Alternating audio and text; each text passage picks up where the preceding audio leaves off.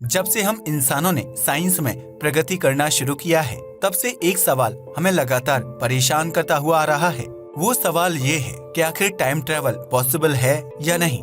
कई वैज्ञानिक मानते हैं कि टाइम ट्रैवल बिल्कुल पॉसिबल है, लेकिन कुछ का कहना ये है कि टाइम ट्रैवल मात्र एक साइंस फिक्शन का ही कॉन्सेप्ट है और ऐसा असली दुनिया में पॉसिबल होना बिल्कुल भी मुमकिन नहीं है। ज्यादातर इस बात पर विश्वास किया जाता है कि टाइम ट्रैवल किया तो जा सकता है, लेकिन मात्र भविष्य में।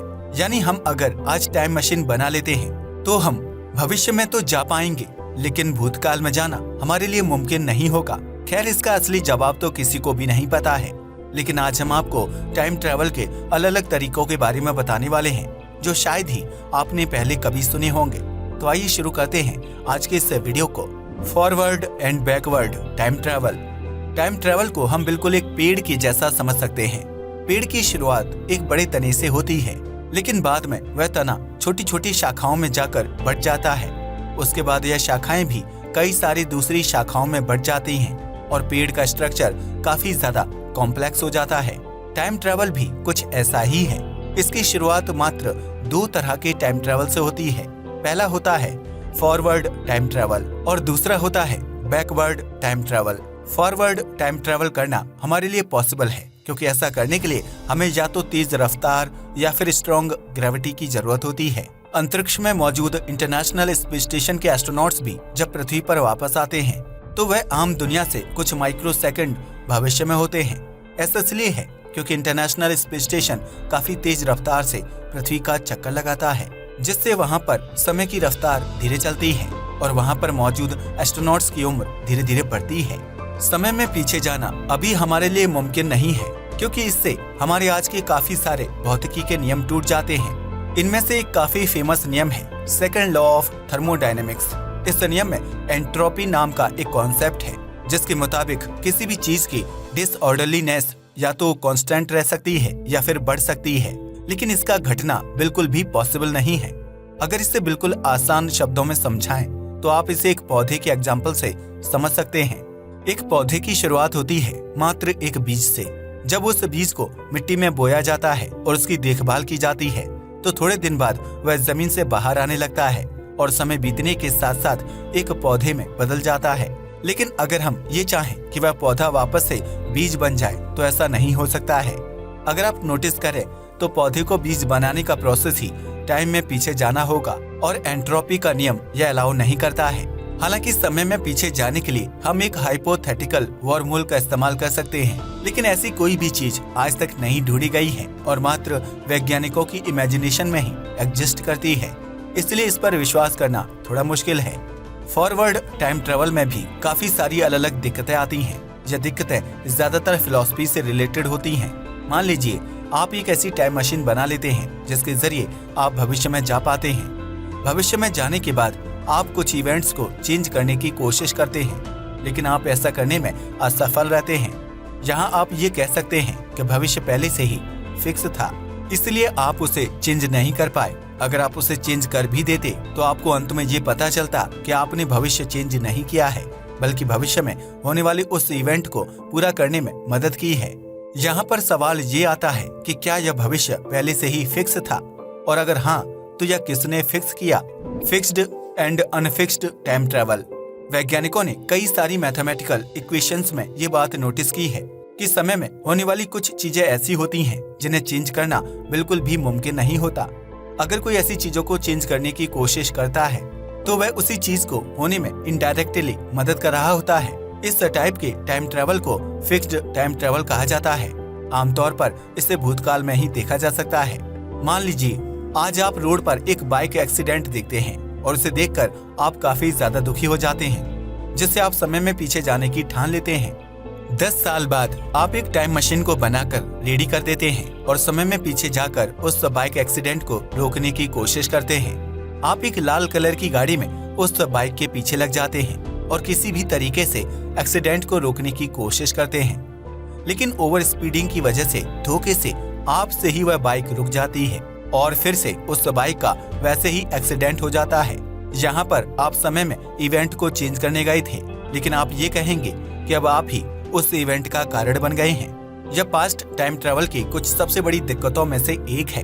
इसके अलावा ग्रैंडफादर पैराडॉक्स भी एक बहुत ही फेमस और बहुत उलझाने वाली पहेली है, जो भूतकाल में समय यात्रा करने पर ओरिजिनेट होती है। मान लीजिए आप समय में पीछे जाकर अपने दादा को अपनी दादी से मिलने से रोक देते हैं। इसकी वजह से उनकी शादी नहीं होती और आपके पिताजी कभी पैदा नहीं होते। लेकिन एक मिनट, अगर आपके पिताजी ही पैदा नहीं हुए तो आखिर आप कैसे समय में पीछे जाकर अपने दादा दादी को रोक पाए? यह पास्ट टाइम ट्रेवल की कुछ सबसे बड़ी मिस्ट्रीज में से एक है। इसके बाद आता है अनफिक्स्ड टाइम ट्रेवल, जिसके मुताबिक आप समय में पीछे जाकर चेंज तो काफी सारे कर सकते हैं, लेकिन उससे टोटल आउटकम कभी भी चेंज नहीं होगा। आइए वापस से उसी कार का एग्जांपल लेते हैं। मान लीजिए आप समय में पीछे जाकर उस बाइक एक्सीडेंट को रोकने की कोशिश करते हैं, जिस कार की वजह से उस बाइक का एक्सीडेंट हुआ होता है। आप उस कार को पहले ही डिस्ट्रॉय कर देते हैं, लेकिन भविष्य में जाने के बाद आपको वापस से ये पता चलेगा कि उस बाइक का एक्सीडेंट फिर भी हुआ, भले ही वह किसी और रीजन से हुआ। इसका मतलब ये है कि चाहे आप जितना भी कोशिश कर लें, फाइनल आउटकम कभी भी चेंज नहीं होने वाला है। उस बाइक का एक्सीडेंट होना फिक्स था और वह होकर ही रहेगा, क्योंकि अगर ऐसा नहीं हुआ तो आगे की पूरी टाइमलाइन चेंज हो जाएगी और भविष्य में होने वाली हर चीज को चेंज करना पड़ेगा। यह सब सुनने में काफी ज्यादा ट्रिकी लगता है, क्योंकि आम दुनिया में हम कभी भी इन प्रॉब्लम से नहीं जूझते। Multiverse travel.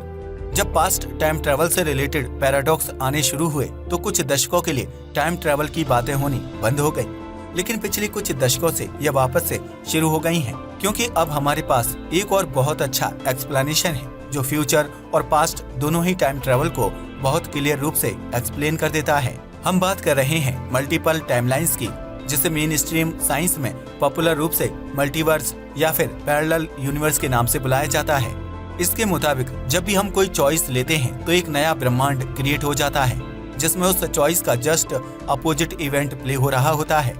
अगर आप समय में पीछे जाकर किसी इवेंट को चेंज करने की कोशिश करते हैं तो वह इवेंट तो सक्सेसफुली चेंज हो जाता है, लेकिन किसी दूसरी टाइमलाइन और यूनिवर्स में। आइए वापस हम उसी बाइक एक्सीडेंट का एग्जांपल लेते हैं। मान लीजिए आप समय में पीछे जाकर उस बाइक एक्सीडेंट को रोकने की कोशिश करते हैं और आप ऐसा करने में सक्सेसफुल हो जाते हैं। यहाँ पर दो अलग अलग टाइमलाइन क्रिएट हो जाएंगी। पहली टाइमलाइन में उस बाइक का एक्सीडेंट हो जाता है और दूसरी टाइमलाइन में आप उस बाइक एक्सीडेंट को रोक लेते हैं। यह दोनों टाइमलाइन, या कह सकते हैं यह दोनों ही यूनिवर्स एक दूसरे से काफी ज्यादा सिमिलर होंगे, लेकिन बिल्कुल सेम नहीं होंगे। जैसे जैसे समय बढ़ता जाएगा वैसे वैसे इन दोनों यूनिवर्स के बीच का डिफरेंस भी बढ़ता चला जाएगा।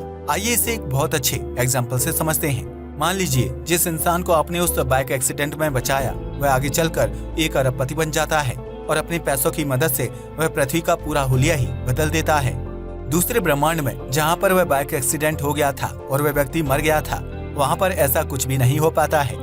यहाँ पर हमने देखा कि भूतकाल में जाने पर और एक छोटा सा भी इवेंट चेंज करने पर भविष्य पर कितना ज्यादा प्रभाव पड़ सकता है। इसी प्रभाव को कंट्रोल करने के लिए यूनिवर्स अपनी अलग अलग वर्जन को क्रिएट कर लेता है, जिससे कोई भी पैराडॉक्स ओरिजिनेट नहीं होता। मल्टीवर्स थ्योरी आजकल साइंस फिक्शन में काफी ज्यादा फेमस है और इस पर काफी सारी किताबें भी लिखी जा चुकी हैं। इसका एक बहुत ही सिंपल सा कॉन्सेप्ट है और वह ये है कि all the probabilities of the universe exist somewhere in some other universe. इसका मतलब ये हुआ कि ब्रह्मांड में जो भी चीज हो सकती है वह किसी न किसी ब्रह्मांड में हुई है। और कैसे अरबों खरबों ब्रह्मांड हैं जहाँ पर आपके भी अरबों खरबों वर्जन मौजूद हैं।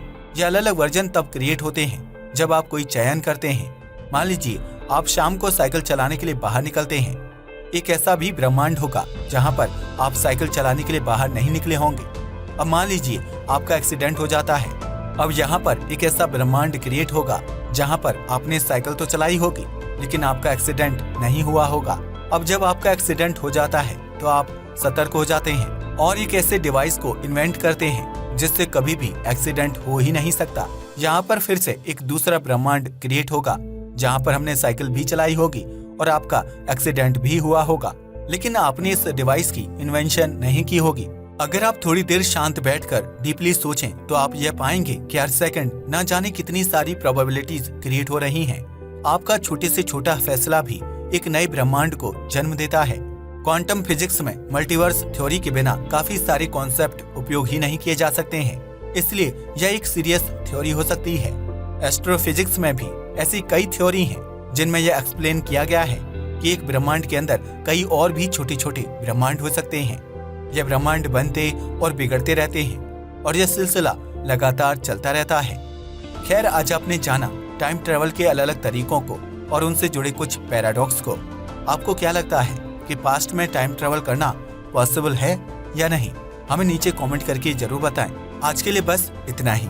धन्यवाद।